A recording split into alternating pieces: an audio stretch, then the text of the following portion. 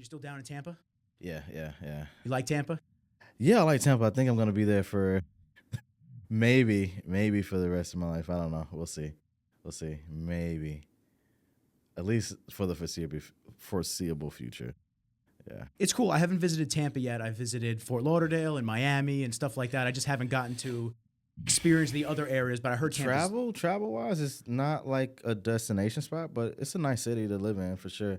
And it's growing. It's like the third fastest growing city right now. So. Oh, I'm sure the exodus of everybody from all the states up here coming down by you. Real How many estate, it's crazy. Yeah, I was gonna buy a house this year, but then I'm like, oh, maybe I should wait. I think the market's just crap everywhere because I'm trying to find an apartment right now, Yeah. and it's brutal.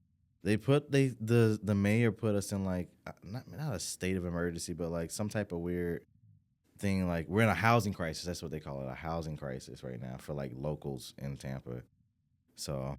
Is this because there's too much demand and not enough to go around? So too much demand, and then also we got like, it's not like poor people, like poor or like medium income people moving. There's a lot of rich people moving here. So yeah. Driving it up.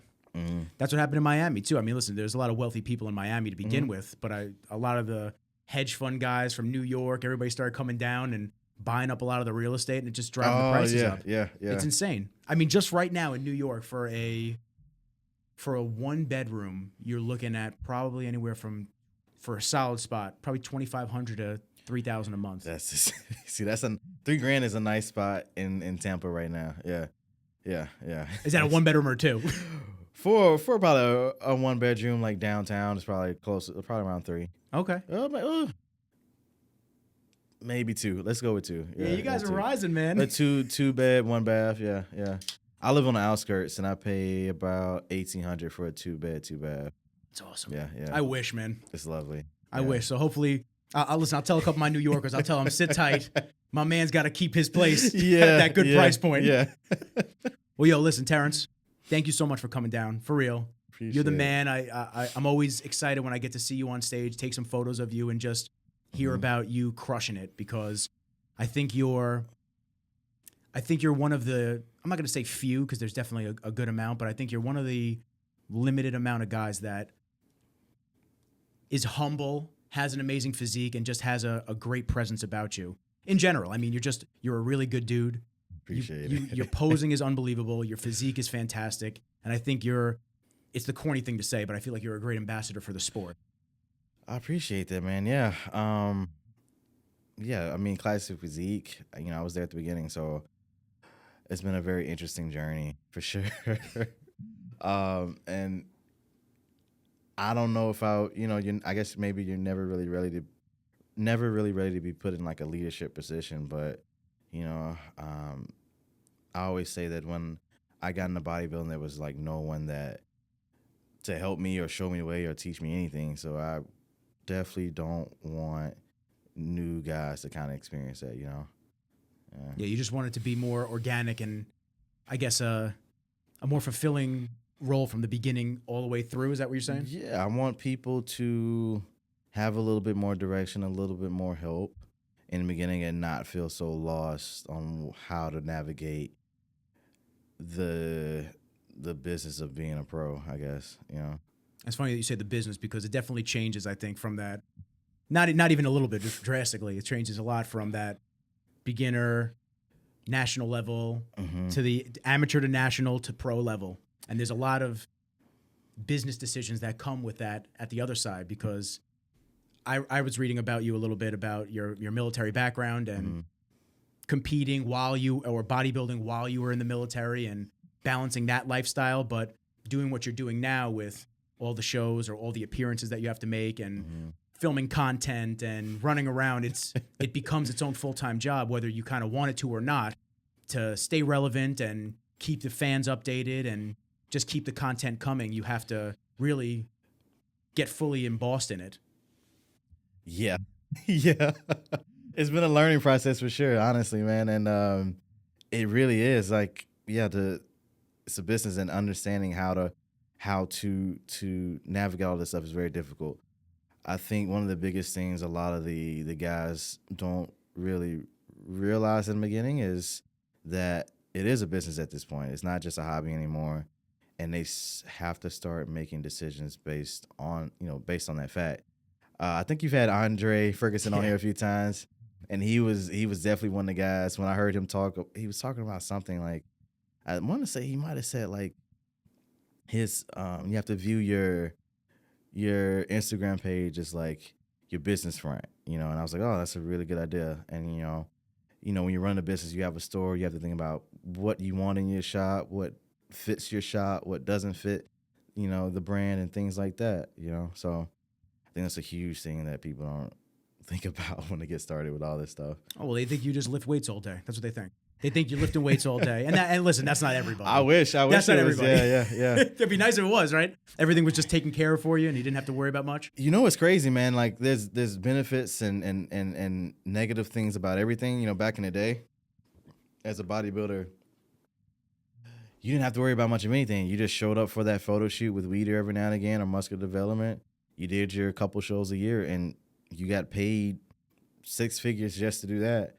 Now we live in a time where, but the difficult part about that back then though was you had to be known by the, MD or Weeder or whoever, what Flex Magazine. Like there was no other way to be a good bodybuilder unless you knew you were in those fields or whatever with those people, It was the early sport networking, really. Yeah. Nowadays though, you trade in that exclusivity where you had to know these people. Now we have social media.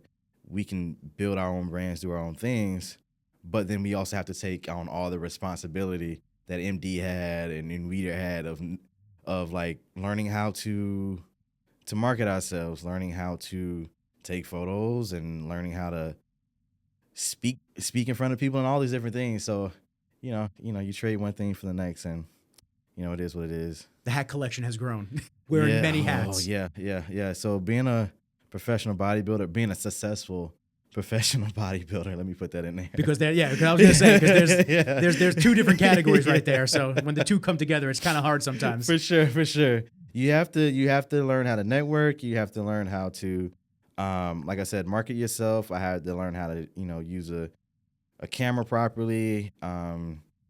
And I'm just growing, even now I'm still learning. Now I'm learning, I'm getting to a point now where I'm building my own brand. I have to learn how to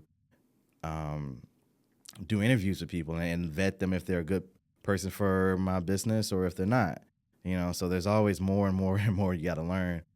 And it's pretty crazy. It's an interesting journey because I'm around everybody. I was around Rosh for a long time, Flex, with Kai all the time. Like I get to see both sides of it. So I get to see the business side of it. I get to see the, oh shit, we got to post at the certain amount of time to get the most engagement and whatnot. And I think that with so many hats and so many tasks for one individual, it does become hard. And it's a big challenge. And it's kind of like what we talk about a lot on the podcast where everyone sees that end success, or they see you on stage and they see you killing it, but they don't see the hours of prep work. They don't see the food shopping. They don't see the cooking. They don't see the training. They don't see that you're training clients. They don't see you learning how to do photography, which, by the way, doing all right. You're doing great. I love it. I love seeing that. It's another evolution of your artistic side, and I think that's an amazing venture for you because it's art when it comes down to it. For sure. So that's another way for you to hone into that specialty of being an artist with your body, with photos, with anything that you want to do. So it's a very cool extension of it. But I find that people don't really understand truly how much goes into one single day. And like I just joked around that, but it's true. They think you just train all day, and they don't understand that you're managing everything else. Yeah. I guess a typical day right now let's talk about the last couple of days I've been here. So I got here. What's today? Today's Tuesday. Tuesday, 29th of March. Okay, cool. Because I'm gonna get into your trip out to Montana as well. I want to talk about that as well. That was a lot of fun. Yeah. But so even scheduling this trip, I had my client, Kim. He's doing the New York Pro. Him and his team wanted me to come out, so we figured out a time where I can make it out here. But so, obviously I packed all my meals in the morning. That's obviously always, you got to do that. Hopped on my flight, stayed on track that way, landed, trained, checked into my Airbnb. And then I got to work with my clients because I'm still coaching. That's how I make the majority of my money right now, coaching clients. And then I also got on a business call to hopefully start a new business. One of my friends, M Dunk, she was telling me, give me the rundown how she runs her stuff. And basically, I'm going to have to hire like a virtual assistant to help me really start to do a lot more and free up a lot more of my time. So that brought me to around about like 9 p.m. And then I had one other client that has been gone for a minute that's popped back up. I had to hop on a call with him and figure that out. So we got his plan ready to go, and I was in bed around like 10:30. Yeah. And then ready to start it all over the next day. Yeah. But, you know, I've gotten a lot better at it, you know. Last year was really, really hard because that was the first year where I had to kind of do a lot more than I was used to and put myself out there a lot more than I used to. You know, I got a full-time video guy, Daniel, and what's his name? Daniel Casas. It's Instagram. Yeah. Enduring Aesthetics. I've seen him. I've seen his stuff before. Awesome dude. So awesome, yeah. Gotta plug him. Gotta plug him. Yeah, honestly, by the end, he could probably tell you too, by the end of that, the first year we were filming almost every other day or every day, I was just tired of a camera being in front of my face. It's a lot, man. Yeah, it is. Yeah. There was, and I don't mean to cut you off, but there was a time when I was filming Flex, and he had me come down to Fort Lauderdale, and this is right after Dallas passed. And I just told him, I said, listen, man, it's a hard time for you. You're a week out from the Olympia. There's a lot of shit going on. Do me a solid. Let me know when you've had enough of the camera, because there has to be a point where you don't want this fucking thing in your face anymore. And I totally understand. Yeah. I don't want to be that guy that's like, oh, no, bro, I'm just trying to get content. I'm trying to get it all. I want to get everything. I want to get the emotion behind it. Yeah. You just lost one of your best friends. There's a lot of emotions right now. You're getting ready for the Olympia. I was dealing with it, and that was the same. Yeah, I guess that was a part of it too. I had John had passed away at the same. Yeah, it's a lot. Yeah. Listen, man. Yeah. Award for a reason, man. That was the big bro. I love John. John, I was following since 2012, and I was actually going to ask you what it was like working with him. It was great. I knew John for a long time. The first time I met him was in 2014 when I actually got my pro card. I was still so new to bodybuilding at that point. I didn't really know who he was. I just saw this large man, and honestly, I thought he had a lot of freckles. I was like, this guy got a lot of freckles. That was the only thought I had about him at the time. Why is this dude so grainy? What the hell is this shit? Yeah, what are you, a week out? But he stood out. Yeah, out of everyone, that he stood out to me, and I met him a couple weeks later. A guy at my gym paid him to come out and do a seminar in down by you in Florida. Yeah, down by me in Florida. It's cool. Chad Reed, he owns Fitness Junkie, and I was blessed enough where John took me through a free arm workout session, and we got some sushi together after the fact. Didn't know who I was or anything, and I think what I had to do in return, I just had to post that the event was happening. So that was, honestly, I probably didn't bring that many people to the show. It was just him being nice. So that was like the first thing I noticed him. He was like a very kind guy, very generous guy. And from that point on, he was a fan of. I was a fan of his. Every time he had like a seminar that I was at. So when I was competing in Toronto, he had one. I would do my check-ins. I would just sit in the back and listen. You know, everyone else, they would just go sit in their rooms. I'm like, yo, this guy is giving out information. He's letting me sit in here for free. What else am I gonna do? Let me learn something. You know. When he was at the Arnold, I did the same thing, and it was always he was always cool with just me posting about it, and he'll just let me show up. But when my coach Matt passed away, he was like the first guy I thought about helping me. I had known him for a few years at that point. I think this was 2019. And honestly, I was at a really low point. When Matt passed, I literally was moving out of my ex-wife's place. It was our place together, but I moved out. And I didn't have anywhere to go. I was like, I didn't have a house at that point. So after like a couple of weeks of that, I got me a place. And then I was like, what I'm going to do? You know, I need to get back on track because I wasn't doing anything properly. And I reached out to John. I gave him a call. And I told him, I was like, look, I want to do the show at the end of the year. And I really don't have any money. But I was wondering if we could figure something out. And he said, yeah. He's like, look, he's like, the only thing I ask is that you come up to Ohio a couple times a year and train. He's like, if you need me to pay for it, I can. And, I just want to, obviously help me, but, he said that it'll be helpful for him as well to get some content. So I was like, it's a really good deal, obviously. Yeah. So yeah, that was how we kind of got started working together. Dude was always overly generous to me for sure. Unreal human being. For Unreal, real. yeah. He's just always kind of similar with not really on a training portion for me, but like when I did my 2 men's physique shows, I did 2 men's physique shows, and I just started getting into bodybuilding. I just joined Bev's in 2012-ish. Okay. Just joined Bev's, and of course I see all these huge dudes around me, so I'm like, damn, I get my pudgy ass in shape. Max Charles was one of my first friends there. I love Max, so literally I said, you know what? I'd like to maybe do this one day. And then what happened was, it must have been 8 months later, I went away to college. I was training up at Montanari Bros in Connecticut. Okay. And I saw a video of Meadows and Antoine Vaillant training together at Elite and going grocery shopping at Trader Joe's. And John's going over why you shouldn't get certain things and this and that. And I said, damn, this dude's just giving this shit away for free. This is crazy. Dude, that's the way you should run a business. A lot of people, they're very, they live in a place of scarcity. One of my mentors tells me that. But John lived in a place of abundance. So he always he ran his business on how he could provide value. How can I help people? And I think every business should be run that way.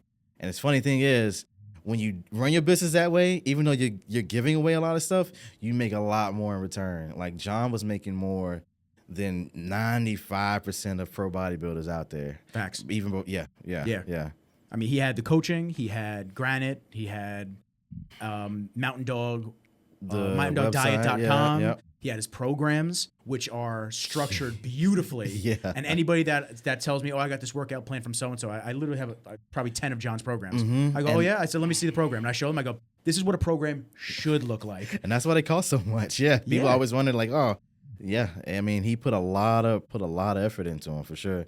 He also made a lot of money from like doing articles for T-Nation. T-Nation, yes. Yeah, he showed me how much they paid him at one point. I was like, holy crap, and super transparent about everything. Yeah. Super transparent about everything. Where people will be like, you know what, I don't know. He's like, no, take a look. This is what we're doing. He was great, man. I know, right? Yeah, I learned so much, man, from him, dude. Dude was an awesome guy. Yeah. How was it training at Elite? Because I'm super jealous that you got to train there. It's really cool, man. The amount of equipment that Dave Tate has there, the owner, is awesome. And Dave Tate's another great guy, honestly, going into that gym, I was a little nervous because when I went to John's place, I watched West Side versus the World. And then I'm like, these dudes are insane. And knowing Dave Tate was like a part of that crew, I was like, he's probably going to be crazy.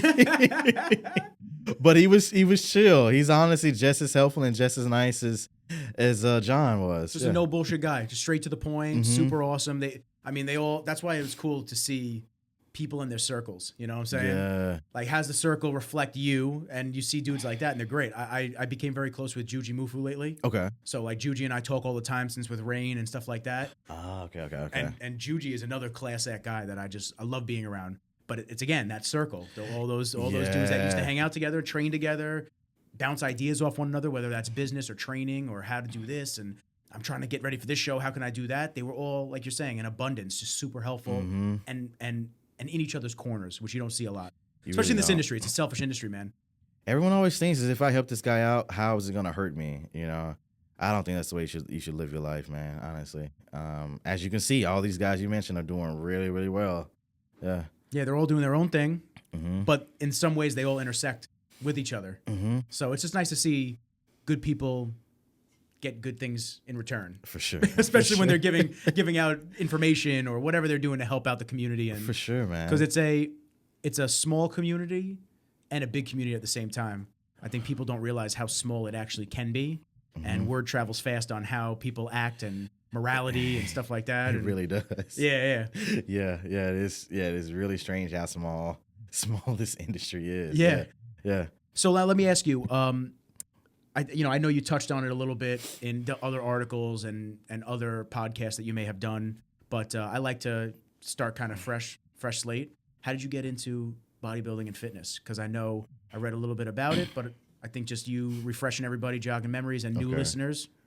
All Please, right. take it away. Well, I've been in fitness all my life. I was in sport. My mom always had me in sports. First sport I was ever in, I think, was soccer and gymnastics. And like elementary school, middle school, it went to track and football. And in high school, track, football, and kickboxing. I did in middle school. Sick. Yeah, that was fun. And then I moved to like a middle of nowhere town where they didn't have any kickboxing because that was probably my favorite. And then I only had football. Had football, baseball, and basketball, and I didn't like baseball. I wasn't good at basketball, so I played football. I'm horrible at basketball. Horrible.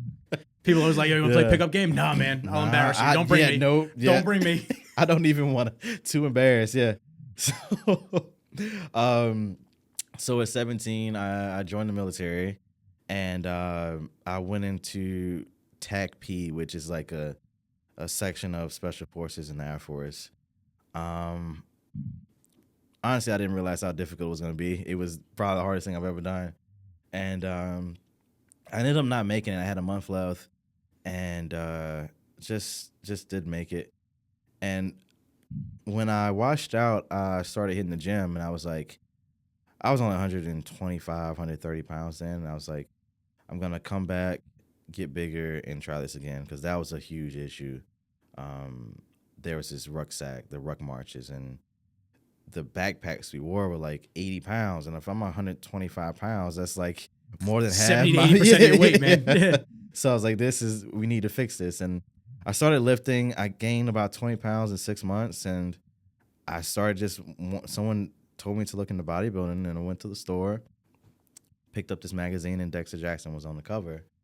And from that point on, I was like, this is what I want to do. And it was just, I focused on that. I didn't think, at that point, I'm like, I'm not going to go back and do the Special Forces stuff anymore. I'm going to bodybuild. And I think about 6 months after that, I did my first show. Yeah. Okay. Now, were you a hard gainer? Is that something that was always difficult for you because you were thinner? Is that your family history, like tree kind of? Yeah, my mom's smaller, dad's smaller. Yeah. I mean, I've always been pretty small. Even now, I'm still not at the weight cap. I just did the Arnold. I'm 10 pounds under the weight cap for my height. So he just won the Arnold. Which, congrats. Thank you. That's two-time now, right? 2 times. Yeah. 2-time. Yeah. It's an awesome experience. Oh, I'm sure. Especially the second time. I mean, the second time definitely like validating, that I am where I'm supposed to be at in the sport. It wasn't a fluke, and the money doesn't hurt either. Yeah. Listen, for all the hard work that goes into it, the prep, the time, the hours, like literally everything that goes into a prep, especially for the Arnold. I mean, that's huge. Yeah. And the stress that comes with it too, because you're trying to keep the cortisol levels down and relax and get your posing routine down and do everything. The money is awesome, and I think that as we're seeing the classic physique division continue to increase in popularity and size, which it's just getting bigger every year. Yeah. I think that we're going to see that almost come close to the open division, to be honest with you. For sure. It's gonna, I think, in, let me see, 7 to 10 years, it'll be pretty close to even. The reason I say that is I've been able to talk to, now that I'm in a position, I've been able to talk with some of the higher ups, like Jake Wood and stuff. And not many shows track metrics. Unfortunately, they don't collect data on shows, which I think every show should. Like how the age groups of people watching the show, where they're watching the shows from, all this stuff. Really? The Olympia does, the Arnold does, and maybe a couple other shows, not many. But from what I heard from Jake, what Jake Wood told me is right now, ticket sales, like in-person ticket sales, are higher for open bodybuilders. Makes sense, because if you think about the age demographic for Classic, there's younger guys, 20, let's just say 25 and younger. When I was like 18, 19, 22, whatever, I couldn't afford to buy a plane ticket to Vegas, get a hotel in Vegas, and then also pay a couple $100 for the show. That's like $1,000. I didn't have $1,000 sitting around. So that's why I'm saying about 7 years, when that age group gets older, you're gonna see class physique kind of take over because we'll have the money, that disposable income to kind of show our presence a little bit better. I think already, if they start tracking like the live streams, I think we might be pretty close to the open. I would say Pretty so. close, yeah. So I think we're showing that we're popular in that way, and obviously, even with like social media, if you compare, so if you compare the top Olympia guys in Classic to the top Open guys in class, in the top Olympia Classic guys to the Open guys got more followers, but that's because they've been doing it a lot longer. Classic has only been around for 6 years. But if you compare the guys who started bodybuilding about 6 years ago in the Open, then we have more followers than those guys on average. Guys like Ian, Hunter, no offense to those guys, but just the guys that kind of started when we started. So that's a really good sign as well, that we are doing pretty good. And that's even with leaving Chris out. I mean, Chris has the total following of like the whole sport combined. I was waiting for Chris. But I think even, guys like myself, Breon, Ramon, Urs, we all have really big followings compared to some of the Open guys, I think. Yeah, I mean, it's just growing and more and more popularity. It's cool to see. Yeah. Because I remember I started filming Arash right when it came out. So he was doing men's physique. And I remember, I think it was Jim Mannion came out and said, we're gonna make a new division, and it's gonna be more muscular and not technically the posing trunks, but posing shorts. And Arash videoed him with a selfie, and he goes, yeah, right here. So I remember when the division first came out, and where it's gone has really been cool to see. And I've always appreciated. Now I love the mass monsters. Mass monsters are cool as hell, but I've always appreciated that aesthetic. Fluidity of posing as well. When someone really goes, which I'm sitting across from the best poser. So when someone really goes in with their posing routines and really plans it out, beat to the music, really, how can I showcase the muscle? How can I showcase my body in the most aesthetically pleasing way with music on top of it? Yeah. I think that just brings that next level out. And you can tell the dudes that don't practice. No, definitely. that don't care. That go out there and they just go, just mix this song for me. And they go out there and they just hit a couple poses and then whatever. But you could tell the people that really put the time into it. And I think that adds to that excitement of the division. Definitely, yeah. If you look back at the Arnold, I like to think that every single routine at the Arnold for Class Physique has been great the past 2 years. I think every routine, Urs was great. Peter Molnar was great. Last year, Logan won the best poser. His was awesome. Jared Crew. You can name anyone in that was at the Arnold Classic, and you won't be bored by watching their routines. Yeah. And so now, when you pose, have you always had that artistic side to you, where that was something that you were excited to do? Yeah, that's what I think kept me in bodybuilding for a while, is that part. I've always been an artist. Growing up, even in kindergarten, the first way I made money was I would ask people what they wanted their superhero to look like, and they would give me like this and that, and I would just draw it. Oh, you're sketching. Yeah. Oh, so sick, I would charge them a quarter for that. Then I hope they held on to them, because that's gonna be worth some shit, man. Quarter, dude. Yeah. So that was fun. Let's get into the NFTs at the base. That was And then after that, let me see. I applied for the. You remember those Art Institute commercials? Yeah. I applied for that in middle school, and they didn't accept me because I'm obviously like 13. It's a college, but they sent me a nice letter saying, your work is great. Thanks for taking the time out. I don't know if they did it for everybody, but I like to think that I was special. They sent me that letter. Come on, man. I'll come to the class on the weekend. Come on, don't hate. So shoot, and then let me see what else. Other types of art I've done. I sold my first painting. It was like a redo of Van Gogh's Starry Night. I sold that for a couple $100 when I was in middle school too. So I when I got into bodybuilding though, like I stopped drawing, and I guess my artistic side went over into posing. So your canvas, it's gonna sound super corny. I know everyone says it and they try to sound cool as shit saying it. I know. Yeah. Anybody listening, I'm sorry, I'm gonna say it, but like the body becomes the canvas. Yeah. It's true, man. So in a sense, I definitely think so. Yeah. Trying to create that perfect your masterpiece in a sense, and representing it in posing is a lot. It's a lot of fun. I never was in. Everyone always asks me, was I a dancer? I never was, but my mom taught a very specific type of dance, so I saw a lot of it growing up. Yeah. What's it called? I don't know what it's called, man, but it's like some type of mime gospel dancing. Cool. Yeah. So I think that's where it definitely has an influence now that I'm thinking about it right now. It's because The pose on the side. so if you notice a lot, if someone really pays attention to the routines I do, a lot of what I do matches the words in the song. And obviously, being a mimer, you match what the person's saying. So I think that had a big influence on me quite a bit. Yeah. How do you come up with your routines? Most of it's based on the music. So let's say the last one I did was Blinding Lights by Aloy.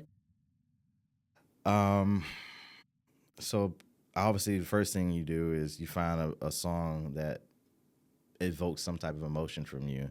Because if you feel it, then the audience is gonna feel it, and they can tell the difference if you don't feel it.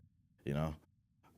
Yeah, I've watched too many posing routines where the person on stage ain't feeling it and the audience ain't feeling it. So they can tell. It's like, ooh, come on, man, you got to do a little bit more than that. For sure. So that's the biggest thing. Obviously, that can't be the only thing because there's some songs that I like that just wouldn't work on a bodybuilding stage. You know. So finding songs that aren't too fast, aren't too slow and boring, it's important as well. Yeah. And then once I have a song, I start to build my routine. And I try to do a lot of symbolism, like trying to match the words where I can and when I can. If it obviously in blinding lights, cover my face because the lights are blinding. Or if it says I'm feeling low, then I do something where I drop down. Or if it says, like I'm reaching towards the heaven, I'll look up. Or so anything like that, I'll try to do in the song. And now with that song, I always try to challenge myself, like, what type of transitions have I not seen? So, or what type of poses haven't I seen on stage? So, there's this big trend. I didn't know anything about it, like this Icarus pose trend everyone's doing. And people were like, how do you do that on stage? And so, I did some critical thinking and figured out how I could get into it and out of it without looking like an asshole, like just, stumbling out of it, and, it's tough, man. Yeah. The lights are on. You're in front of thousands of people, and that's just who's there currently. And then you have the live streams, you have all the social clips that are going to get cut from it, and this and that. So you want to literally do your best and make sure it looks super smooth and super fluid. So stuff like that is definitely, I'm sure, challenging. I went up there and I did board shorts, man. I did a turn, and I did a turn. I waved, I smiled, and I exited left. Yo, man, I don't find it doesn't stress me out, honestly, at all to make a routine and get up. That's the part I love the most. Like, it's almost like I'm in a flow state. Like, I don't think about anything. I'm up there and my body does it because I practice it and it's it. Yeah. The biggest one that comes to mind when I think of that, though, is Kai. Anytime I watch Kai pose, and this is years ago, obviously. I think most of his stuff is freestyle, too. I don't think he really choreographed much of anything that he did. I got to ask him. I definitely think some of his earlier stuff, he definitely did, like the Dirty Diana. He did one to an R. Kelly song, like Slow Wine. But I think some of his newer stuff, I don't think he quite choreographed. Because I've seen he did a video with Rachel Daniels, and I saw kind of the way he worked. And it definitely seemed like it was a lot more freestyle the stuff he does now. He used to be a dancer, so. And that's probably the way he could probably. Yeah. I mean, once you have that ability and you've been dancing forever, then you can just kind of do stuff like that. For a new person, I don't suggest you just going on stage and like freestyling because you don't have those years and years of experience to do so. Yeah. Say for instance, the people don't realize. So like the first time you did this podcast, it was definitely probably a lot more thought and work and stress compared to the one you're doing right now. Facts. Yeah. Yeah. Yeah, I did 60 episodes on my first podcast with a buddy of mine, and we had the Voice and Rizzles together, and it was a great show. We had a lot of great guests on, and we got to sit down. We were supposed to have Dorian on before the pandemic. Like, Man, that would be cool. it was a lot of shit. I mean, it was really cool. Triple H, like there was a lot of people lined up to come on before COVID, and then we took a little break. He took a little break, you know, and then we came back, and the numbers weren't there again because we just fell off, and it happens. You got to keep it consistent. It's the same thing with content. Tough, yeah. You just got to keep it going. So once we came off that, we decided to just end it where it was because, and it's no offense to my buddy John. My buddy John's unbelievable, but it was my studio, my gear, everything like that. I was cutting the clips. I was doing the audio. I'm monitoring everything. It was just like I was bringing the guests in. There was a lot in my court to do with it, and he kind of just came through. He just showed up. Yeah, just showed up. And listen, he's brought his personality. Brought his voice. Like it's super deep voice. I'll have to show you clips if you don't know, if you never heard it. But he was an amazing co-host. Like I couldn't ask for anything better because he would come up with other questions. He would take some of the pressure off me if I wanted to because, listen, man, when you're first doing this, it's not easy. Yeah. It's not easy to sit here, hold the conversation, and then for me, not only am I holding the conversation, but I'm watching all the cameras, making sure they're still on. I'm watching the computer audio to make sure it's all good and we're not clipping and all that stuff. So it's a lot, yeah. There's a lot going on at one point because usually they have a team for this. Like they all handle it, and then the host interacts with the guest. So it was definitely a little challenging. And then I had another podcast with my buddy Tyler, which was great.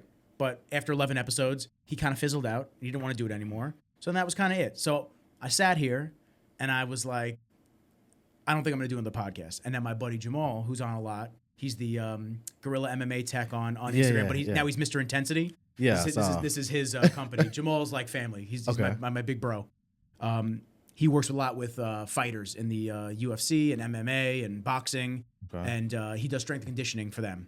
So he said he wanted to do a podcast with me, and I said, I can't do this again. I can't make another podcast where my name and someone else's name is in the title. I said, so tough having partners, man, because you never know what they're gonna do. Exactly. Yeah. Like, is he gonna move? Is something gonna change? And then I got to start it over again. So I said, I'll make my own, so it's all on me, and then I'll have revolving co-hosts. So if he wants to come on, my buddy John wants to come on, and then we get guests based on that. Better idea. More than welcome to come on. Yeah. And then I name the segments based on that. So all of Jamal's segments are Into the Batcave because his nickname is Batman. So it's like that's smarter. That's how we keep it. So that people that just want to hear Jamal, they see Into the Batcave. Here we go. We'll jump into that episode. So, but in terms of how it was when you first start to like now, a lot of the people that I sit down with, I don't know. So we interact on social. And we've seen each other at a couple of shows. But that's pretty much the extent of our relationship. And besides reading a little bit about you in the last 24 hours, like just the background doing stuff your on research, it, yeah. I want to come in fresh because then I have authentic questions. I can look at you and just actually be interested in who you are instead of other interviewers that maybe know everything about you. And they just go, oh, well, how was it like this? What was it like this? What was it like that? Points, yeah. And then we just get to talk. And we get to just keep it authentic and real because I feel like people can sense that through the video especially. For sure, yeah. They can sense when there's a scripted question or, you know, the vibe of that changes. And that's why I kind of just cut the mics on, the videos are recording, and we just talk. And we just go from there. That's what I found for me has worked. And there's a lot of experimenting before that. We tried intros on the first podcast and specific outros, and now we're going to talk about this and that. And I just found that the more free-flowing we were, and kind of when the conversation dwindles a little bit, and we just go, yo, I want to have you back on, man. Thanks for coming through. Like, that's it. Like, it was the perfect recipe. And I love it, dude. And people chill. like listening to it. It's more relaxed because otherwise you feel like you're in the hot seat. You know what I'm saying? Like, how did it feel winning this one? Like, just like grilling you down. And I never wanted to feel like that. I wanted to be relaxed. Yo, you tell me you want a rain in the middle of this podcast, man, I'm getting up and getting you a rain. Like, we're chilling, man. You want to order a pizza? I got you, bro. Pizza? All right. Whatever you want, man. I love it, man. That's great. So I do want to ask you, though, like it is in the back of my mind, like going to your first Olympia. So you started bodybuilding. See how we just kind of like transition right there? It's great. So going back to, obviously, you were bodybuilding and you did your first show. How many shows did it take you to get to that pro level? Honestly, not many. I did. My first show was in 2013 in April. I got last place, and then I did that same show, and I won the novice overall, and I won my class, but not the whole show. And this is for bodybuilding back then. Bodybuilding, because classic wasn't around then. And honestly, in my head, I thought I'm gonna wait till I'm 180 pounds and then I'm gonna go to nationals and turn pro. And luckily, everyone knows him now. Nick Trigili, he was dating a girl in Fort Walton Beach where I lived, and he was at the show, and he's like, "Dude, you should just go now." So I was like, I just trusted. I'm like, "Oh, you." He wasn't a pro yet either, but he was back then. Being close to being a pro was a huge deal. They had like MD in the trenches, so he was already making decent money before he was a pro at that point, and that was he was a big deal back then. So I was like, okay. Couldn't afford to go to USA, so I had to wait until November to go to NPC Nationals, and so that was my third show. So 2014, And that's when you went pro in yeah, 2014. yeah. So like a year and a half. I was 21. My birthday was October, and 21. Yeah, It's a nice little birthday celebration. yeah. I didn't For the holidays. I had one drink because I was in prep. I had one drink for my 21st birthday, and then just back on my prep. But what was the drink? Come on, give it to me. honestly, I have no idea. That was my first. That was wasn't my first drink. That was my first legal. Like, yeah. So Well, I was gonna tell them. I mean, it was Jack Daniels, something like that. I was gonna tell them, yo, Jack Daniels, send the check, man. my first drink, I don't know, man. My first drink was rum, but I don't remember what it was. I was like 16 in the Bahamas, so they just gave me something. Oh, that was it. Yeah, so they just gave me something. No, what is this numbing my lips? Why can't I feel anything anymore? It was so funny because we were on like this student exchange trip, and like we're just me and my friend. We were walking down the street, and this lady said, "Hey, do you want a drink?" She was outside the bar, and we just looked at each other, and we're like, "Okay, Hell yeah, we want a drink." Yeah, and What that was my first drink. They was like, "What do you want?" I was like, "I don't know. I just picked something on the menu." Yeah. So I took my mom used to have a bottle of 151 on the bottom of the closet. All right. And she was obviously gone one day. I was home. I just got home from school. I felt cool as shit. I went, look at this, her just leaving this out here. And I remember just drinking straight. You know, I had that metal filter on the top. Yeah. I just remember just drinking straight out of this. I was like, what? This is alcohol? My throat, I felt like I was breathing fire for like a half hour. It was nuts. Wow. Yeah, nah. Then I learned, oh yeah, you shouldn't drink that straight. You should be like mixing with some shit. Yeah. Make it a floater on top of 9 other alcohols, and then really get blacked out. Exactly.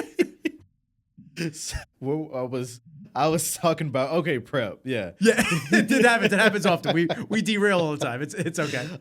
So yeah, 3 shows from 19 to 21, a year and a half, pro card, and at that point, yeah, there wasn't really much for me to do. I was 155 pounds. The only option was 212, so I'm like, I just gotta grow. So I didn't compete as a pro until Classic came about. You know, yeah. That's kind of like a godsend. Yeah, because if it didn't, I still wouldn't really be doing too high. I think I would, like, for me to do well in 212, I think I wouldn't do. Honestly, I don't even know if I'd be bodybuilding like quite as intensely. But if I would have been bodybuilding quite as intensely, then I don't think I would be a good 212 pro for like another till I was like 33, 34, you know? Yeah. Which is key, AKA take your time. Yeah. Most people rush the shit and they just think that they need to be Mr. Olympia tomorrow, and they won their first national show yesterday. They're like, oh yeah, right to the Olympia next year. We're going there. And they don't realize that it takes quite a bit of time to do things the right way. Yeah. Which is big. You know, there's this saying or this quote or this belief, the 10,000 hour rule. And for basically what that is for most people to be great at something, it takes 10,000 hours. This guy, I forget who the guy is. The one I read it from was from I'm gonna look it up. The Outliers. I forget the guy's name right now. See if it pops up. Maxwell, maybe?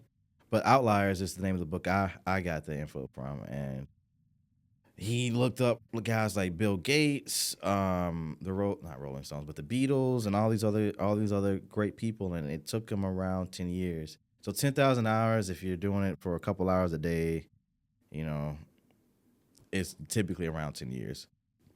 And I'm in my 10th year now, and I'm just now getting to the point where my physique is where it needs to be. I turned pro very young, but honestly, that pro physique wouldn't win any show anywhere. which So- most wouldn't. So it's, you know what I'm Yeah, saying? yeah. The majority of people that turn pro, that physique changes drastically over the next couple of years, especially. So that's the average, I feel, Yeah. course for a lot of people. Yeah, so I think the whole point of that whole 10,000 hour thing is people don't realize, like, to be really good at something, it can take a tremendous amount of time. Yeah. I mean, I didn't start taking really good photos until a year or so later, 2 years later, you know what I'm saying? Like my style has changed drastically year over year, especially. So it goes the same in everything else. For sure. But let me ask you, so what was something that you found was, I don't want to say a weak point, but what was something that you really needed to focus on for your physique, especially in the beginning? I've always been bottom heavy. I always gotten compliments on my quads, and people always say, "But where's his arms, though?" You know, I definitely over the years I kind of measure my success on how little arm critiques I get now. So now I get one every couple months. Back in the day, I got one every single time I posted an update.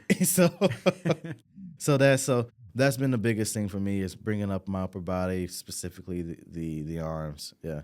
And how and the training style obviously has changed drastically since when you became a pro. You've obviously incorporated from everybody that you're learning, I'm sure, a lot of mountain dog stuff. And what have you found to be most effective for your overall physique? I think the biggest reason why I've done so well, because from coach to coach, they had similar processes, but honestly, from every coach I've had, they've been a little milder with everything they prescribed to me. The biggest change was me finding Joe Bennett and changing my training philosophy. Joe Bennett, hypertrophy coach, all about progressive overload. We do more of a lower volume approach, kind of similar to the way Dorian used to do things. And that was the biggest difference for me. So not only that, but learning how to do exercises properly, learning how to properly structure a training program, how to properly structure a specific workout inside of a training program, has been a huge thing for me, for sure. Yeah. And that information also obviously correlates to helping out your clients too. Oh, yeah. I think I've been really blessed with him. I train with him every day now. That's the reason I moved to Tampa in the first place. When I got the military, I had an option to go. My thought was to either move to Vegas with my nutrition coach, Matt, or move to Tampa to train with Joe. And I just kind of thought about it. I was like, well, it makes more sense for me to, I mean, Matt can send me a diet from anywhere, but I can't train with this guy from anywhere. So, yeah, it's been the biggest game changer in my opinion. Yeah. And you had that little COVID gym. The little COVID. Oh, yeah, come that on, was I remember. cool. I remember the COVID gym. That was fun. I called it the oh man. I remember seeing that, and I The was unit. I called it the unit. Yeah. Dude, I was sitting there. I'm like, damn, man, I gotta clear my garage out or something. Dude, it was really interesting, man, because I like to look at what other guys are doing, and all the top level athletes found a way to kind of get shit done. Whether Chris had the money to buy a whole bunch of equipment and put it in his basement. I found sales and different stuff around on like Facebook Marketplace and stuff like that. And I rented a unit. I think it was like $100 a month. And I put in like 5 pieces in that gym, and no air conditioning. I had to, anything. Some other guys, they got access to some secret access to gyms here and there. I think Breon had access to a gym he had secretly, but so did Andre. We were training. Yeah. We were training all the way in the East End of Long Island. Our buddy owned a gym. You found a gym. Yeah, we were doing like underground secret shit. All the windows are boarded up, like to make sure nobody was looking in. And we were just training. Everyone just hanging out together. But yeah, I mean, I always say, man, if you have a big enough like why, then you can find you can do anyhow. So like, everyone found a way to get it done, what they need to get done. Yeah. So backtracking, obviously, right before that was the Arnold. Did you get second at that Arnold? Yeah, I got second at that Arnold. That's when I met you. I met you right off the stage. Yeah, I was with John. Oh yeah. I was there with Betancourt. I was shooting some videos for them and Marco Rivera and Isaira. His wife was competing for one of her last shows ever. She was just up there just doing her thing after having 2 kids. It was unbelievable. That is, yeah, that's intense.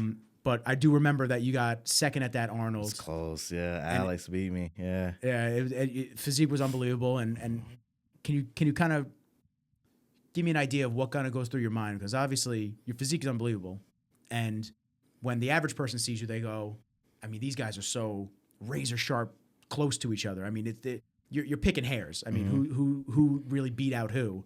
So when you look at that and you get the feedback from the judges, what's the mentality on going back to the training or the storyboard and reworking what you have to do to get better for the next one?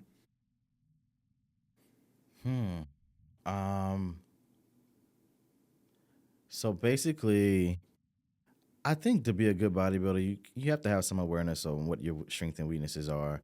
I see some guys, it seems like they literally have no idea what they need to work on. They do a show and they're like, I don't know what the judges are looking for. I'm like, can you honestly say that you have no weaknesses? I'm like, are you really looking at yourself like that? You know? So I always think that's the first key. So, but also, you know, obviously the judges are the ones that decide at the end of the day. So I always think it's a good idea to get the feedback of the judges, you know, to see where their mind is and what they're thinking. So they kind of validated what I always think, you know, be a little bit bigger up top, be a little bit bigger. And that's always been what I've been struggling with, to be a little bit bigger. Obviously, a few months later at the Olympia, I was able to make the improvements I needed, and I beat Alex at that show and beat a lot of other top contenders that I had never beat, like Breon. Honestly, I was shocked. I think there's some video or some pictures of me like, whoa, because I'm like an optimistic realist. Like I knew I would do well at that show, but I was thinking third to fifth. I thought I needed a little bit more time to kind of edge out Chris and Breon, but you know, it is what obviously not. Yeah. Well, we've seen it. What was it? Was it the Arnold where you got first last year? That I guess they switched you guys around at the last minute. Was that night show? That was the Olympia. That was the Olympia. That was the Olympia. Yeah. So what they told me, because because I remember seeing that and I got jazzed up. Breon's great, but Breon is he's a really good dude and unbelievable physique. But I got jazzed up. I was like, damn. I knew. So after prejudging, Vince Galanti, I believe, he saw me. I was just gonna go hang out with Joe, and we're gonna go to like the little bitty expo they had that year. And he's like, "Hell, dude, like they are seriously looking at you." You know, even before that, I walk off stage and Joe and John are like, "Dude, I think you might beat Brian." I'm like, and I just think, "Oh, you guys are like biased. You know, my coaches, whatever." And then I appreciate the love, guys, but you know, whatever. And then another guy, someone that's not like in my corner, came up and said, "Yo, dude, you just need to go sit down right now. Go to your room." And I'm like, "All right." So I was like, "All right, Joe, I'm gonna go to my room." And that's what I did. And then at the night show, I showed up a little bit tighter. And the judges said, "Yeah, they don't always rejudge the night show, but." They said I had improved enough, and I think Breon faded just a little bit, they told me. And, yeah, because I only beat him by 1 point at that night show, so it wasn't a huge win at all that first year. Yeah. Still, I mean, that almost feels like climbing a mountain right there. Yeah. I always say, like, I'm beating people at weird times. Like, I've beaten every Mr. Olympia, but I don't have an Olympia title. So... Hopefully soon it'll come, but for sure. I mean, it's just a matter, like you're saying, it's just a matter of time and getting all the pieces to the puzzle exactly where you need them and showing up that day, and that's all it's going to take. Is. Yeah, showing up that day. How was it at that first Olympia though? How'd you feel getting on that Olympia stage? That was the original first one. First one. Yeah. Because I feel like that's the most monumental one. Whether you win or lose, I feel like just stepping on that stage must be something special.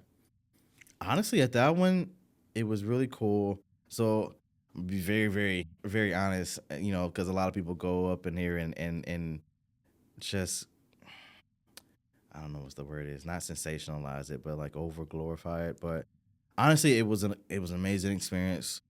I was watching the expo, watching the Olympia at home. I always just saw the open guys on the huge stage, you know.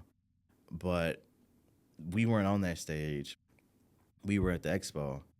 And That's right. yeah, yeah. And it's not quite the same, to be honest with you, because at the night show, everyone, these thousands of people are here just to watch you on stage.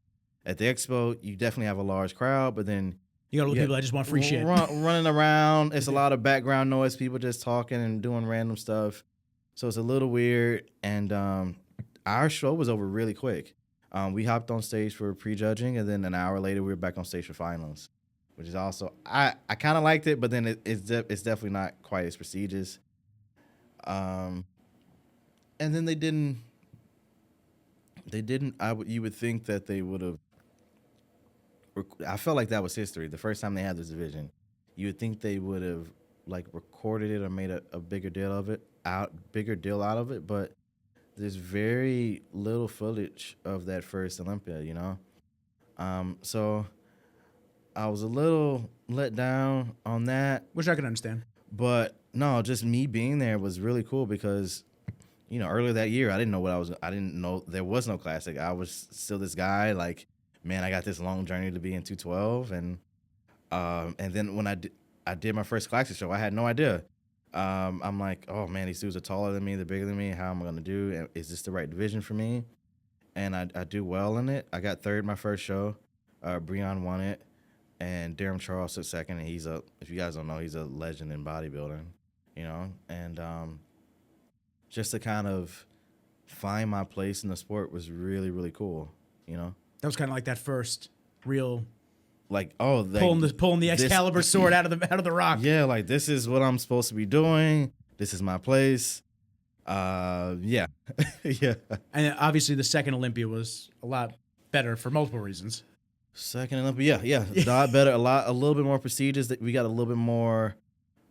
I feel like the first show, like the Olympia or the people in charge, are like, let's see how these guys do, and then once we started to get a little bit of popularity, they saw that people liked it. They're like, oh, let's give them a little bit more. Let's give them a little more. Yeah, yeah. And we'll give them a 10 by 20 now. Yeah. So that's the interesting thing with how Classic's been. We've had to prove ourselves quite a bit. And you know, each and every year we've grown. We get a little bit more prize money now. We get a little bit more respect because you know, me being here from the beginning, yeah, we didn't get much respect at all that first year or two, you know? So yeah, it's been really cool to kind of see how this works. The division has grown. Yeah. So now coming from the 2 Arnold victories now, this year you're obviously going to go do the Olympia. Mm-hmm. Or maybe you're not. You tell me. Yeah, that's the goal. Okay. I mean, I don't want to speak for you. You tell me. Yeah. So what are some of the things that you're focusing on, if anything is different than previous preps to get ready for this? Or is everything kind of just staying the same and progressing slowly? It's been pretty much the same. Just time progressing slowly. You know, I always knew that's all I needed. Yeah, I knew I just needed time to build muscle. I know that's when people talk about genetics, they say, oh, you got great genetics. I'm like, yeah, in certain aspects, you know, structure to a certain extent, you know, conditioning is very easy, comes very easy to me. But muscle building at the Olympia level is difficult. I obviously understand I'm bigger than most people on earth. I'm not saying I'm not.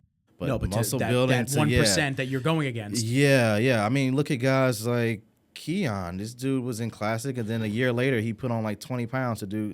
I don't have that type of genetics to build muscle like that, you know? So yeah. I just knew for me, it would just be a matter of time, you know, for me building the muscle I needed to be where I need to be. Yeah.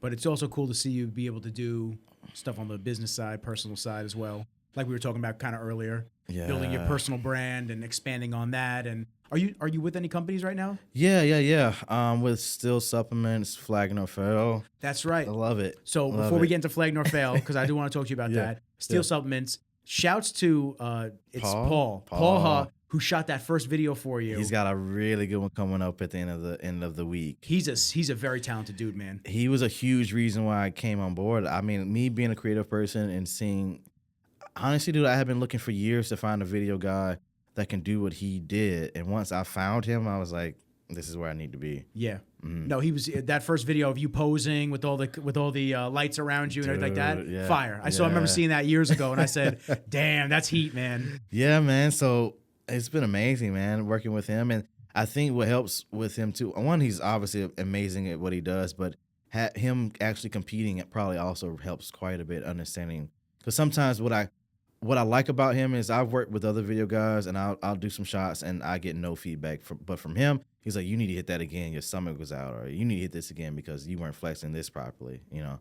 So and I really, really like that, you know. Yeah, because he's looking at you head to toe and he's just analyzing what he would want to see in himself in a photo or a video. So yeah, that's awesome. So seriously, shouts to him. He's great. And his brother I used to follow all the time. Jason I used to follow all the time with the slapping the steaks in the pan early in the morning. It's like 4 a.m. I don't know if he's still doing it, but 4 a.m. cooking up a steak, barely cooked. Yeah, that's how I eat it, man. That's how I eat it. So I was like, oh damn, eating the sprouts from Whole Foods. For a while there, I was doing the same shit that he was doing, and he was always an entertaining guy to follow as well. He is, yeah. Jason's been more of a mentor to me for sure. I've learned a lot about business, managing money, and all this stuff. So it's been a really good fit, like learning from these guys and it's all of this, you know. That's awesome. Yeah. Right, I always like going with one last thing. I always like going with companies that most of the companies I've been with, they've been ran by bodybuilders. You know, whether the original was with Matt Porter before he passed away. Obviously, Still was the next one I've been with, and then Flag Nor Fail, Dana. Yeah, I just like that because they get it, you know. Yeah, they're in the lifestyle, and once again, it's a big community, but a small one as well. For sure. So it's nice when you're around a lot of like-minded people. Yeah, it helps. Yeah. So what was that trip to Montana like? And how'd you get involved with Flag Nor Fail? They reached. So again, everything's really small. Yeah. Their athlete manager reached out to Joe, my trainer, because they both worked together at Redcon for a while. And Joe told me, he was like, hey, Flag Nor Fail is interested, you know, Rob and Dana are interested in working with you. And I'm like, oh, I didn't even know they knew who I was. And so, yeah, I talked with them. I liked what they were offering. The timing was perfect because I was just ending a contract with another company, and so let's go to the trip. So the trip, if people didn't know, this is the first time they've ever had athletes. It's always just been Rob and Dana, you know. This is the first time they actually opened the doors to bringing on people, and it was really cool because I like the way Rob runs his business. Dana's awesome. She's awesome at first, you know, Mr Olympia, but I definitely identify with Rob a lot more. Creative guy, very creative, but also business-minded at the same time. If you look at a lot of the people he chose to be on the team, they're also creative people. My buddy Anton, amazing photographer. Anton used to be up here in New York. Yeah, we spoke very briefly when he was up here about doing some stuff together, and then he moved. So he is like my photography mentor. Like I look at his stuff and I'm like, okay, let me see how I can. He pushes me to be better. So I definitely like that they brought him on. Yeah, I saw the picture of you two looking at the cameras. It's funny, dude, because like he is so good at photography, but he knows nothing about cameras. Like he doesn't know how to go into settings or anything. He's just good. He's just got the eye. He's got an eye for it. It's insane, man. So him, we had my other friend Sam. He's also an amazing videographer. Not the biggest following, but and that's the cool thing. Like Rob didn't care solely on how many followers these people had. He said the biggest thing for him was, did they fit the brand? Do they believe in the same things we believe? And are they creative people? And which is huge. And I don't mean to cut you off. That's huge because dude, when you're building up a company or you're building up a family, you should say, you know, because that seems that really seemed what it was. Like, I was following Steph. Dude. Steph, I'm very friendly with, the videographer up in Canada. She's unbelievable. So I was seeing all her stories and posts and this and that. I said, yo, tell Terrence I said, what up? So but it's cool. It looked more like a family outing than it did a business trip. It really. And that's what he wanted it to be, because he said, yo, dude, you guys don't need to take any pictures. You guys don't need to do any posts. We just want you guys to get to know each other. And but us being us, we like taking pictures and shit, so we still did it. You know? Yeah. But he knew you guys wouldn't be able to resist. But he put us in front of like snowmobiles and like dudes doing dirt bike tricks. I'm like, I got to get pictures of this, you know? Damn, is this an 18 gauge shotgun? 19. He took his Porsche 1911 out and whipped it around in the mud. I'm like, dude, yeah, this is. So it was really cool to be around, like you said, like-minded people, man. And he built up a group of people that got along. I think. I take it back. It wasn't Rob. It was Evan. Evan deserves the credit. Evan, Evan Shoemaker definitely deserves all that credit because he did an amazing job finding people. Yeah. And so they primarily focus on clothing and what else? Just clothing. clothing? Dana has a separate supplement brand, but it's not tied to the clothing. Okay. Yeah. So that's cool because I remember when they started off in it was in PA, right? Yeah, that's at the gym. PA. I met them very briefly once when they went to Montanari Bros one time. I was training and I just did my first show and I was just training at the gym. It was nighttime and they were working out next to me and my buddy and I said, I feel like that's Dana Lynn and Rob. I was like, I feel like that's. And I took a picture with them and he put on the clown face on and this and that. I was like, yo, this guy's the shit. He really is, dude. Like he does just apparently like I didn't know, but he said he's always been into fashion. He said he couldn't afford clothes when he was a kid. So he just made cool shit to wear, I'm like, oh, because I always thought, I didn't know a lot about them. I just thought he was like a music guy that then did a clothing brand. But no, it was the clothing first and then music. And even with Dana, it was before she got into competing. They were already doing the clothing. So this was like their first like dream. And I was like, oh, Yeah, because I remember they started that off in Pennsylvania, but they also had the gym. but they started clothing before all of that. Oh, really? They had it Before Dana even hopped on the stage, the clothing brand was already there. Oh, really? I had no clue. Yeah, I had no clue either. Yeah. Damn. Roots are in. Yeah. So this is like their first dream before That's awesome. before bodybuilding, before music, before any of it. I speak to obviously a lot of people, and I've never heard a bad thing about either of them. So I love, once again, what we said earlier. I love seeing good people just get good stuff back to them. And from what you're telling me, I mean, it sounds awesome. It was, honestly, it's very few companies I've been with where I say like this is like a perfect fit. I don't see myself ever leaving, type deal. I love that. And how was Montana? Montana was cool. Like I can definitely see the draw to it. Like it's like a hipster. It's not so perspective before I say this, because I lived in a city of like 300 people. So when I say it's not small, you got to think but for most city that people, was a little small. yeah. So for most people, it's probably a small place, but I think it's big enough where they have enough shops, enough restaurants where you can do stuff, have fun. They got all these outdoor activities, but it's not so big where there's a ton of traffic, there's a ton of people. You can get away if you want to get away, but if you want to be around people, you can also do that. You have that option. Yeah. And how long were you out there for?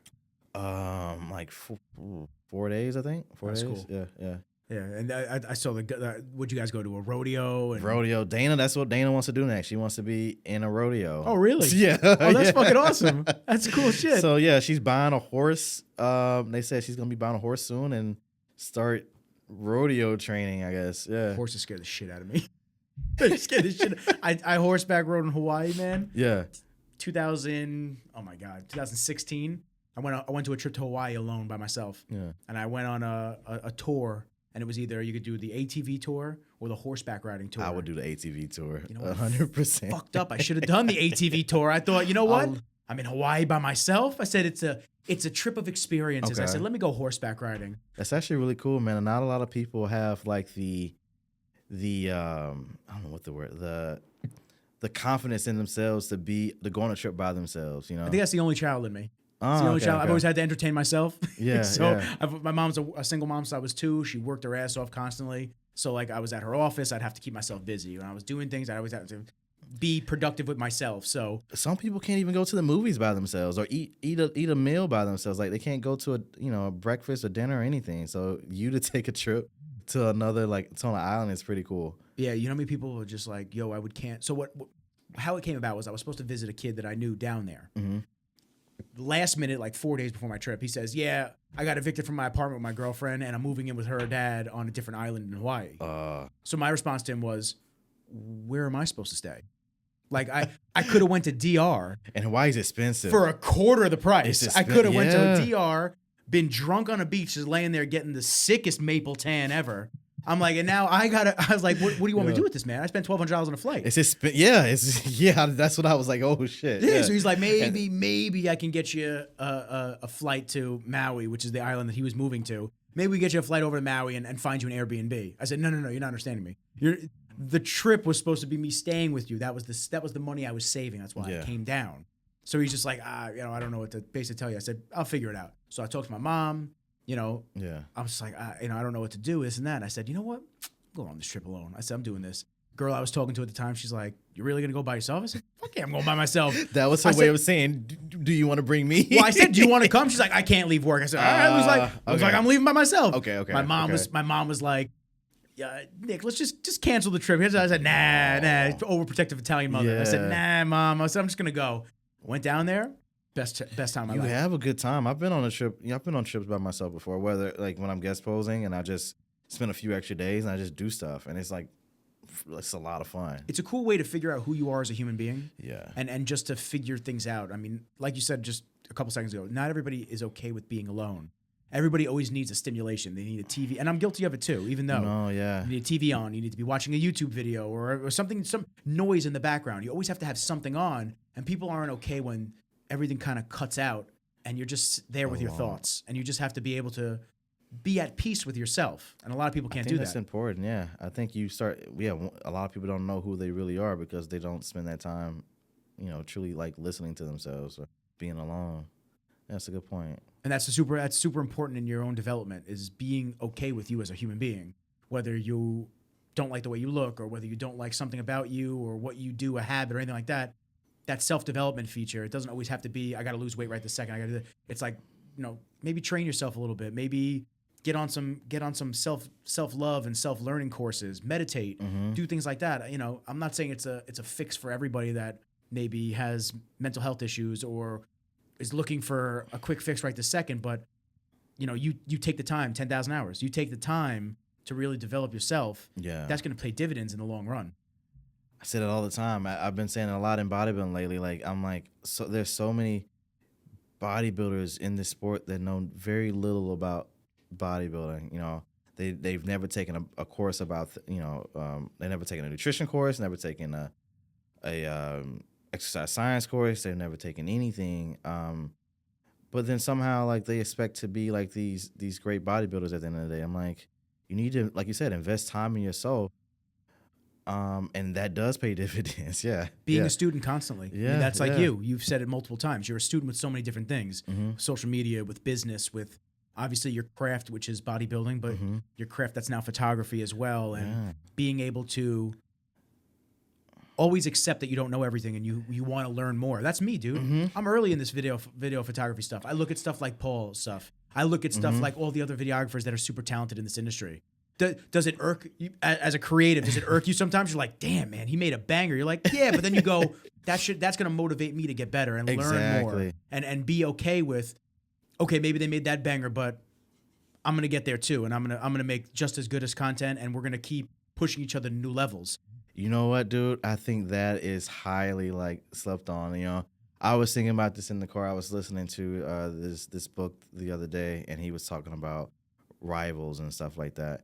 And people, at a certain point, there was, Logan won the Best Poser Award, and people asked me, like, did it, like, make me upset?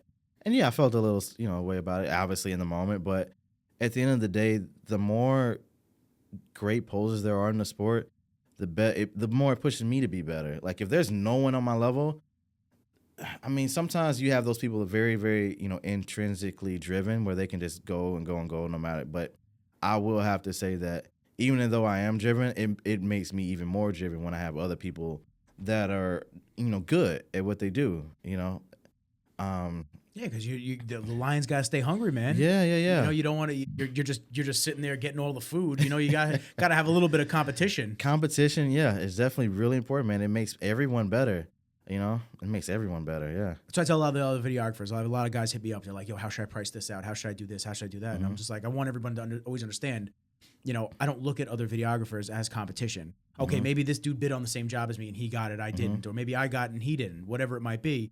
Yeah, it's a shitty feeling if you didn't get it and somebody else did. But at the same time, there's more than enough work for everybody. Exactly. You know, there's athletes I work with that work with a ton of different video guys. Do I get butthurt when they, you know what I'm saying? That's Like the thing, when yeah. they work with somebody else. At first, maybe when I was early on in doing this, I was like, damn, man, that fucking sucks. They took this guy or they went to this trip with this guy. But you learn to just go, yo, I didn't do that job, but there's 4 other jobs I'm gonna do over here. Exactly. And then you also think, like, if this person won this or this person got this, how can I improve? How can I be better to, like, next time get that contract, next time win that show? I think that's the way you should kind of think about things. exactly, man. Yeah. It's that self-development, always trying to push forward. And it's tough, Yeah. man. In the age of Instagram, it's tough because everyone posts successes. They don't post any of the failures. They don't want you to see them at a low. And I'm not saying that people need to broadcast a low, Yeah. but it becomes almost, I don't want to say toxic, but it becomes toxic as an environment when you just see the wins, and people don't realize that, damn, there's some fucking low points where you gotta self-analyze and bring yourself up to that next level. You know, it's funny, like, I definitely agree. Like, even if you're not aware of it, just only seeing positive things, like, from people can, like, subconsciously, like, make a difference, you know? But I always tell people, just remember, like, if you look at a photo album, you're not seeing pictures of people homeless and stuff. You know, you're seeing them at parties, you're seeing them with your friends, and you got to think of social media as, like, a photo album, and that's, you know. The highlight reel. I call it the highlight reel. It's the best thing ever. It's, oh my God, we're in the Bahamas again. We're in California on rooftop lounges. Oh, wait a minute. You didn't post a picture of you miserable in traffic throwing a soda at the dude next to you? You didn't post who does that shit? Yeah. You know? Yeah. It's a very interesting, weird thing. Which, by the way, are you on TikTok? I am. Listen, sporadically. I've been trying to get a little bit more. I hate TikTok. I hate it because it sucks you the fuck in. I hate it for that reason. You have to do so much content on TikTok, yeah. I'll tell you what, though, it is so easy, and this is anybody, listening. Like, it is such an easy platform to grow to astronomical levels, and that could be a huge nest egg for a lot of people just to be making money on. And the entry level, like the level of entry is a lot lower, meaning that for like Instagram, YouTube, you typically want better quality photos, better quality video for YouTube. Instagram, they want the crappiest stuff. If you do high quality content on TikTok, it typically does worse, which is pretty funny. Really? You've heard that? From my own experience and from other people too, yeah. Anytime, even like my nice posing, like the video me and Paul did, it didn't do well, but I can just post a video of me posing in the gym and it did 10 times better. Easily digestible. That's what people look for. Because it's like the dating apps nowadays, man. It's just everyone's one swipe away from the next best video, the next best girl, the next best guy, whatever you're looking at. It's like everyone's just like one swipe, that's it. And it sucks you in, man. It really does. But I'll tell you, the TikTok has been unbelievable for the podcast clips, especially. Really? I got almost 30K on there. Okay. Which I'm like 7, maybe grinding on Instagram for 12 years, however long I've been grinding. Instagram was tough, man. What am I at? I'm at 68. I just lost a follower. 6880. Like there's definitely a difference of like, what's the word? Of intent. So like with TikTok, it's a lot more just you don't have to like. But with my Instagram, for me, what I've noticed the best thing for me is you have to be very specific with what you talk about on Instagram, and it's best for you to build a story. You know, take people along a journey. So I try not to post too many sporadic things or things that don't fit the general topic I want my Instagram to be on. But TikTok, I can kind of post anything, and it'll go. You know. Yeah, I mean, you can just post just as long as you're posting within the algorithmic window. Yeah. Let me check real quick. I had a couple of questions that I wanted to ask.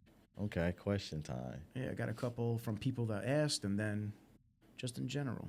While you looked it up, if people wanted to learn more about that competition and rivalry type deal or everyone benefiting, The Infinite Game by Simon Sinek is a really cool book. Dope. Yeah. I'm going to have to check that out too. I really like it. Yeah. Do you like the audiobooks better than regular reading? I like audiobooks, but some of the stuff I'm doing now for business development, I was thinking just on my ride here, I was listening to this one called Story Brand or something. And I'm like, I'm going to need to like highlight and write this down. So for that, probably. But like mindset stuff, I typically just audiobook. I do well when I read it a couple times, highlight, and write notes. I do way better like that. I was never like an A+ student. I always learn by doing Okay. instead. I was always a street smart kind of guy. Yeah. So when, you're just told to just digest the information, that's it. And then that's that. Yeah. And then we're on to the next chapter next week. It never sat well with me. But when I can take my time and read it a couple times and not be stressed out by, I got to read it by a certain amount of time. Even the listening, I love listening to podcasts. Okay. But the audio books, I still feel like I don't digest it enough. I get what you're saying. I think for me, philosophy books, but I kind of, that's something I kind of understand a little bit easier. Philosophy books, I can listen to audio stuff, but for more like this marketing book I'm reading and things like that, more stuff like that, like I have to like know the ins and out, then I need like an actual physical type deal. Something tangible in your hand. It always trumps everything else, in my opinion. Let's see, we hit that already. How'd you get started? What drew you to the physique division? We got that. Okay. Meadows. Has it set in winning the Arnold Classic? We got that already. Consistently being the best poser. How do you continue to build on that title? So, okay. Yeah, this is an interesting one. So, my first big claim to fame in posing was the survivor routine. But a lot of people don't realize this is I was really stressed out about the next routine I did. I was like, oh my God, it's going to be as good. It's going to be this. It's going to be that. It was really, really stressful. And I just came to a certain point where I was like, look, I'm just going to create this thing. And if people like it more, they do. And if they don't, they don't, because art's subjective, I can't imagine say like Van Gogh making a piece of art and it being like crazy loved. And then he's like, this is it. I'm not going to make it anymore because this did really well, I can never. Could you imagine that? Yeah, I can't make it. That's it. Yep. That's it. 3 and done. Have a good one. So, personally, I don't, a lot of people love that routine, which is fine. But then, I've made other stuff and some people are like, oh, I really like this one more. I really like that one more. And I've been able, personally, I think I've been able to create some new and interesting different things and challenge myself. So that was a big thing, not worrying about how popular the last routine was and just making stuff and just challenging myself and just making it more like, I guess about me, which sounds a little weird, but yeah, making it more about me. Well, no, you wanted to be shaped by the physique that you're bringing, the mood that you're in, and like you're saying, even with your Instagram profile, just telling a story. I definitely think if I was to stress out about it, what every other person wanted my routine to look like, it would be a mess. Yeah. That's listen, life knowledge right there. You just got it right here for free. That's crazy. Yeah, you got to pay for therapy for info like that. That's awesome. Shoot. Now, how do you? I'm curious. How do you find songs? I know you kind of touched on it, finding obviously the beats per minute and something that's not too fast, not too slow. But do you just hear something, or do you have an idea? Do you search for it, or is it just in passing? Search. So that Lloyd song I just heard in passing. It was a really popular song like on TikTok. So I just heard it. I was like, oh man, I really like this. It's funny because I had 2 other songs picked out to do for the Arnold. It was either gonna be a Michael Jackson song or a Jacob Banks song. I can't remember the names right now. And I started practicing in the studio, and it just wasn't clicking. And then I put on that Lloyd song, and I freestyled the whole routine the whole way through with no like brain farts or anything. And got the toe tap, and you were like, oh, okay. And I'm like, this is the song. Like my brain just wants this to be the song, Because I was really stuck with the other songs, and I'm like, this, yeah. So how far out do you usually try to pick that? I hate doing this because I'm about to put him on the spot. That's it. So because a lot of people would think it takes a long time for me to do the routines. The Lloyd song, obviously, I had 2 other songs in mind. I think the Lloyd song, I picked it maybe like 4 weeks out from the Arnold, and I practiced it. I didn't have it complete. First of all, I didn't get the finished routine on stage at all, but I didn't finish that routine until I was in Ohio. So damn. Same thing with the Arnold the year before. I didn't finish it till I was there.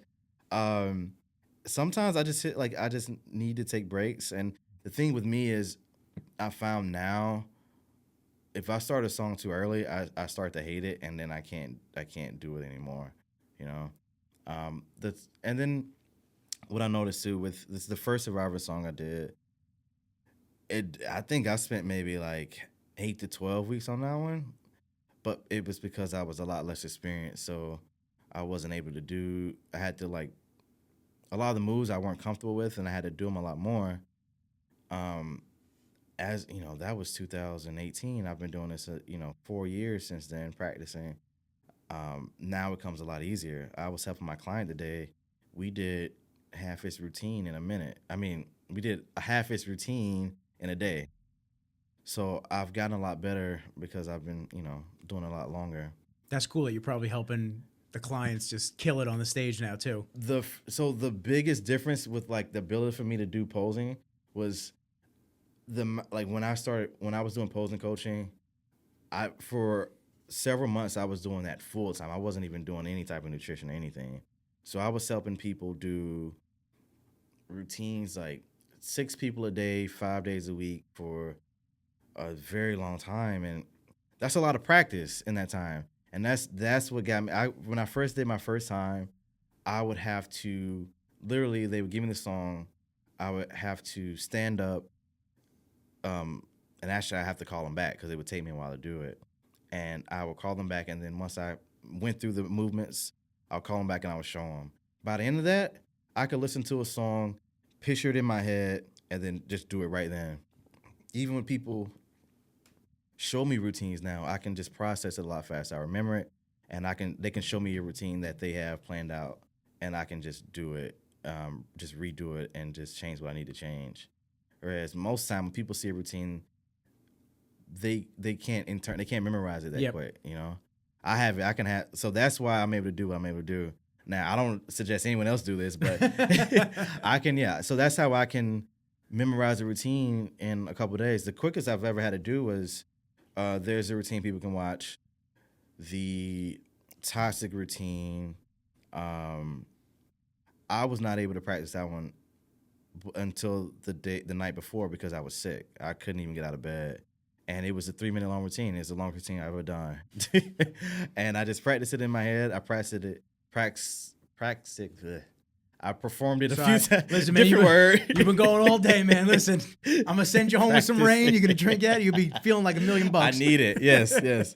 So I performed it a couple times in my hotel the night before and all day before the night show. And I was able to do it, But if you had me try to do that a year or two earlier, I don't know, I would have been a mess. When I first started competing, I would forget routines halfway through.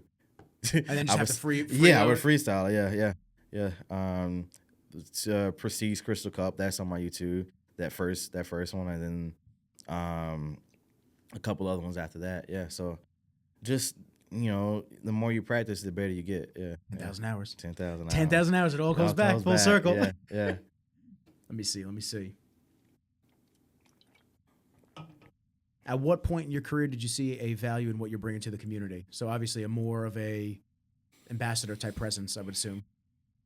This past 2 years, I had my surgery, just a gyno surgery, last year, and I couldn't train, I couldn't do anything, and I just got to go to shows and just be helpful. And at that point, I really got to sit back and see some of the things I've been able to do. I had been so focused on my own career and progressing and stuff like that I didn't really realize like other pros look up to me and stuff. I'm like, oh, snap, because I'm like, it's a little weird, but must be a flattering feeling though.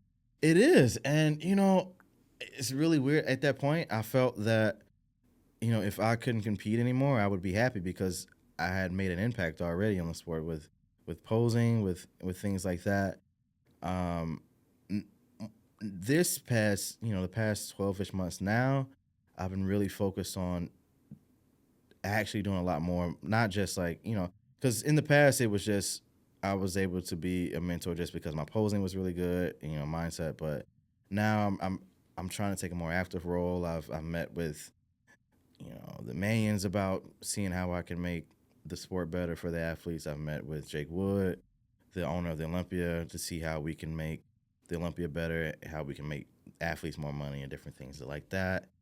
I've been talking a lot more about my mindset going into shows, how to navigate all this craziness. I just did another podcast with Fuad talking about how I've been able to make money at different points in my career.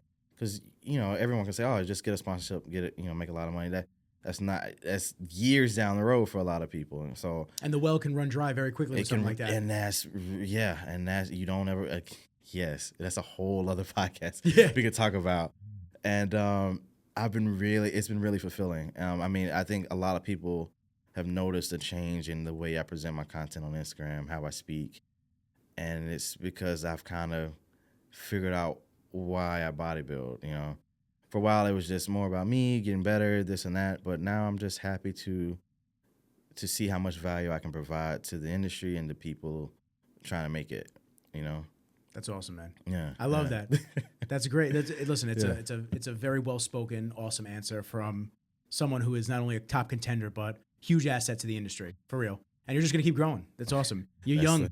You just gonna keep growing, dude. Oh man, I always feel like I'm running out of time. Nah, we all do. I turned 30 last year. I was like, damn. Oh shit, the AARP shit's gonna come in the mail now. I got the cane coming soon. I'm not gonna be able to film these videos the same way. I'm gonna need to lean on shit all day. Yeah, I think the best people are, man. The people that are most driven. It's kind of weird, but like we always feel like, oh man, I'm behind. I don't have enough time. I need to get this done. You know, we're not like those like, oh, I got plenty of time type people. Always. Yeah. Always feel like you're running behind. Yeah. Always. There's not enough hours in the day. There's always too much to do. Damn, it's already March. And the year's almost over. I got fucking goals to crush, and it's March already. Man, yeah. I'm not even joking. I was literally thinking to myself yesterday. I was planning trips for different shoots and whatnot, and where I'm going to be going, and this and that. And I'm looking. I'm like, God damn, it's March. It's about to be April. My birthday's in 5 months. I'm gonna be 31. Man. I gotta get on shit. I gotta keep going. Yeah. But then there's a side of me that goes, all right, just chill the hell out. You're gonna be all right. We're doing some really awesome, amazing stuff. Sitting down with amazing people, filming and shooting amazing individuals and companies, and everything's kind of going the right direction for everybody. That's really cool, man. So that's really cool. Well, you already said we're gonna do another podcast. You already said that because honestly, I want to keep going now, but I know it's probably been like an hour or two. It's actually been an hour and a half. So it goes quick. It goes quick. Yeah. So I don't want to keep people all night. No, it's good. Listen, it's cool, man. Next time you're in New York, are you coming for the New York Pro? Yeah. My client's doing it. So maybe we grab one before you go to the New York Pro. That's actually a good idea. I'm always down, man. Bev's is literally 15 minutes away from here, so it's kind of perfect. You can go see Steve. We can come hang out here. Definitely. And I think I mean, for myself, I want to have you back on. You're an awesome individual. And I think everybody listening, I think everybody else feels the same way. And if you don't, shut the fuck up. I don't care. It's my goddamn show. I'll do and have whoever I want on. So Terrence, for real, bro. Appreciate it, man. You are the homie. I appreciate you coming down. You make the trip out here, a little bit of traffic, and it's a real special podcast. And I'm thrilled to have you on and share the backstory, journey, and where you're going. Nah, dude, I appreciate it, man. Honestly, like, yeah, once I saw some of these clips you've done, man, and the way it's not like the normal, like, oh, what are you eating? What's your training, you know, type deal. It's interesting, you know. You're getting to know people. You're providing something more valuable. Because honestly, dude, eating, that's not helping anybody. You know, everyone eats rice, chicken, in just different amounts, you know. But it's crazy because I ate the same thing that Terrence ate, and I gained 400 pounds, and it was all fat. It was all my love handles. It's crazy. I had to work all that shit off. So nah, dude, I think even though people may not realize, like, I think this is way more valuable than hearing a dude's nutrition plan or training plan for sure. And I mean, if you're really interested in Terrence's nutrition plan and eating plan and training plan, please plug yourself. How can you get in contact with him? Yeah. Oh my goodness. If you want my training plan, Joe Bennett, like, I have my training plans on my website, but if you really you need to go to his app because he explains it, and there's a lot of nuances that you can't get just by me typing. He's the master. He's the sensei. But they can find my YouTube, Rough Diesel, YouTube, Instagram, Rough Diesel, website, Rough Diesel, all Rough Diesel. Clean branding. Yeah. Clean branding. Great. Make Straight sure through. to get that. Yeah.